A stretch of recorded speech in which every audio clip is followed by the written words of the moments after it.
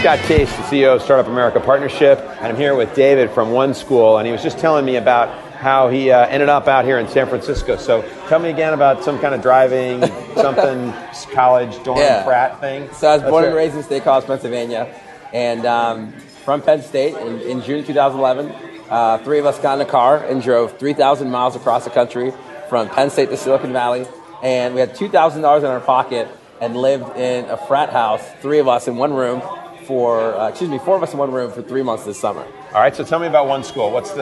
Well, first off, why did you decide to start the company? Sure. You've been an entrepreneur, you started companies before? Sure, yeah. Just really interested in new ideas, Scott, and building companies.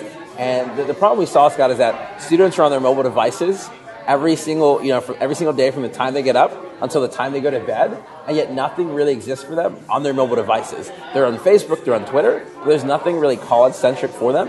And we looked up some research and saw that from 2008 to 2011, there was a 500% increase in the amount of students who had smartphones. And so we said, we think there's a huge opportunity to really affect students' lives by building a smartphone app for them. Cool. So do you have an engineering degree? Do you have a business degree? Like what makes you qualified to start this company?